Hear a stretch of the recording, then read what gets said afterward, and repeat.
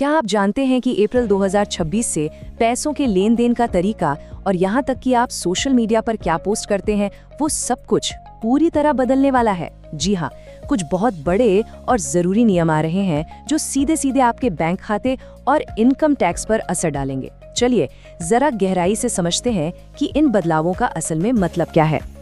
अच्छा, एक बात सोचिए, मान लीजिए आपने कोई नई चमचमाती गाड़ी ली या मालदीव्स घूमने गए और उसकी एक बढ़िया सी फोटो इंस्टाग्राम पर डाल दी।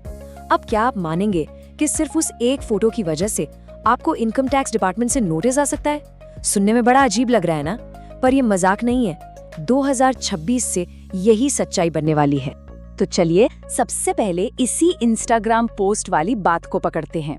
अब तक हम सब यही सोचते थे कि हमारी ऑनलाइन दुनिया और हमारे पैसों का हिसाब किताब ये दो बिल्कुल अलग अलग चीजें हैं, लेकिन 2026 से ये दोनों दुनियाएं आपस में टकराने वाली हैं। मतलब जो आप ऑनलाइन दिखाते हैं उसका सीधा असर आपकी टैक्स फाइल पर पड़ सकता है।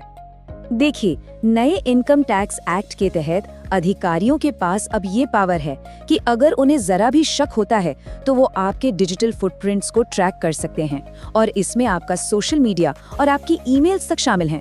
कहने का मतलब है आप ऑनलाइन जो भी कर रहे हैं उस पर अब नजर रखी जा सकती है। इसको एक उदाहरण से समझते हैं। मान लीजिए किसी ने अपने टैक्स रिटर्न में दिखाया है कि वो साल में 7 लाख रुपए कमाते हैं, लेकिन वही इंसान फेसबुक या इंस्टाग्राम पर 60 लाख की नई नवेली गाड़ी के साथ फोटो डाल रहा है या मालदीव में छुट्टियां मना रहा है। अब इनकम टैक्स डिपार्टमेंट सीधा सीधा ये सवाल पूछेगा कि भाई, अगर कमाई सिर्फ 7 लाख है तो ये लाखों के खर्चे आ कहां से रहे हैं? तो इसका निचोड़ ये है कि 2026 से आपका सोशल मीडिया प्रोफाइल एक तरह से आपका टैक्स डॉक्यूमेंट ही बन जाएगा। इसलिए अगली बार ऑनलाइन कुछ भी शो ऑफ करने से पहले एक बार ये जरूर सोच लीजिएगा कि आपकी बताई हुई इनकम और आपके लाइफस्टाइल में कोई बहुत बड़ा फर्क तो नहीं दिख रहा है। और बात सिर्फ सोशल मीडिया तक ही नहीं रुकती। सरकार अब बड़ी रकम के कैश लेन देन पर भी अपनी पकड़ बहुत मजबूत कर रही है। तो अगर कोई ज्यादा कैश इस्तेमाल करता है तो ये अगले नियम सीधे सीधे उस पर असर डालेंगे। तो अब होता क्या है कि बैंकों और व्यापारियों के लिए ये जरूरी कर दिया गया है कि कुछ खास ट्रांजैक्शंस की जानकारी वो सीधा इनकम टैक्स डिपार्टमेंट को दें। जैसे कि सेविंग अकाउंट में साल भर में 10 लाख से ज्यादा कैश जमा करना या निकालना, या फिर 1 लाख से ज्यादा का क्रेडिट कार्ड बिल कैश में भरना, और हाँ, किसी भी प्रॉपर्टी डील में 2 लाख से ज्यादा कैश का इस्तेमाल करना भी इसी लिस्ट में शामिल है। यहाँ एक बहुत जरूरी बात समझने वाली है। ये जो 10 लाख की लिमिट है ये किसी एक ट्रांजैक्शन के लिए नहीं है, ये पूरे फाइनेंशियल ईयर के टोटल कैश लेन देन पर है। इसका मतलब अगर कोई हर महीने 1-1 लाख भी जमा करता या निकालता है तो साल के आखिर तक ये लिमिट आराम से पार हो जाएगी, और जैसे ही ये पार हुई इसकी रिपोर्ट इनकम टैक्स डिपार्टमेंट के पास पहुंच जाएगी। प्रॉपर्टी के मामले में तो ये नियम और भी ज्यादा सख्त है। अगर आप 2 लाख रुपए से ज्यादा कैश का इस्तेमाल करते हुए पकड़े जाते हैं तो आपने जितना भी ज्यादा कैश दिया है ना, ठीक उतना ही यानी 100% तक का जुर्माना लग सकता है। मतलब 3 लाख कैश दिया तो 3 लाख का जुर्माना। ये एक बहुत बड़ा फाइनेंशियल रिस्क है।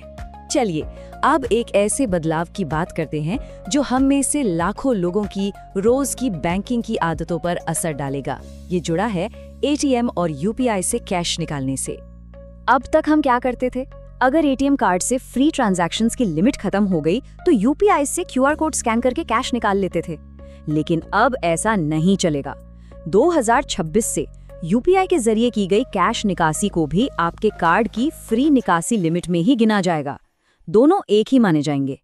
और अगर आपकी फ्री लिमिट, जो कि मेट्रो शहरों में अक्सर 3 ही होती है, वो पार हो जाती है तो फिर चाहे आप कार्ड से पैसे निकालें या यूपीआई से, आपको हर एक्स्ट्रा ट्रांजैक्शन पर करीब 23 रुपए प्लस जीएसटी यानी लगभग 25 रुपए का चार्ज देना होगा। अच्छा, अब तक तो सब सख्ती वाली बातें हुई। अब जरा माहौल बदलते हैं और कुछ अच्छे पॉजिटिव नियमों की बात करते हैं। आरबीआई ने लोन लेने वालों को रिकवरी एजेंट्स की जबरदस्ती से बचाने के लिए कुछ नए और बहुत मजबूत नियम बनाए हैं। ये एक बहुत ही सीधा और पावरफुल नियम है। अब कोई भी रिकवरी एजेंट आपको सुबह 8 बजे से पहले या शाम 7 बजे के बाद न तो कॉल कर सकता है, ना ही आपके घर आ सकता है। ये नियम कर्जदारों के पर्सनल टाइम और उनकी प्राइवेसी की रक्षा करता है। और सिर्फ इतना ही नहीं, एजेंट्स अब आपको किसी भी तरह से मेंटली या फिजिकली परेशान नहीं कर सकते। ना ही वो आपके दोस्तों या रिश्तेदारों को फोन करके आपकी इज्जत को नुकसान पहुंचा सकते हैं।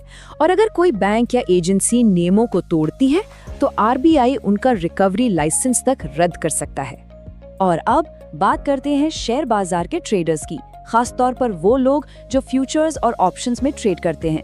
2026 से सिक्योरिटीज ट्रांजैक्शन टैक्स, जिसे हम STT कहते हैं, उसमें एक बड़ी बढ़ोतरी की गई है, जिससे आपकी ट्रेडिंग की कॉस्ट सीधे बढ़ जाएगी।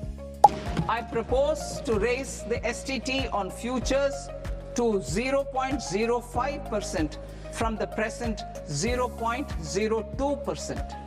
STT on options premium and exercise of options are both proposed to be raised to 0.15% from the present rate of 0.1% and 0.125% respectively.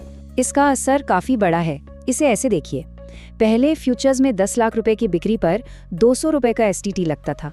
अब उसी 10 लाख की बिक्री पर 500 रुपए देने होंगे। ये सीधा 150% का उछाल है। फ्यूचर्स के साथ साथ ऑप्शंस पर भी टैक्स 50% तक बढ़ा दिया गया है। तो ट्रेडर्स के लिए ये नंबर्स जानना बहुत जरूरी है, ताकि वो अपने ट्रेडिंग की बढ़ी हुई कॉस्ट का सही अंदाजा लगा सकें। हालांकि यहाँ एक बात ध्यान देने वाली है, अगर कोई लंबे समय के लिए इन्वेस्ट करता है, मतलब इक्विटी की डिलीवरी लेता है, तो उस पर STT की दर में कोई बदलाव नहीं किया गया है। शायद ये सरकार का एक इशारा है कि वो शॉर्ट टर्म ट्रेडिंग के बजाय लॉन्ग टर्म इन्वेस्टिंग को बढ़ावा देना चाहती है। तो इन सभी अलग अलग नियमों को अगर एक साथ जोड़कर देखें तो क्या तस्वीर बनती है? ये सिर्फ कुछ छोटे मोटे बदलाव नहीं है, ये एक बहुत बड़े ट्रेंड की तरफ इशारा कर रहे हैं।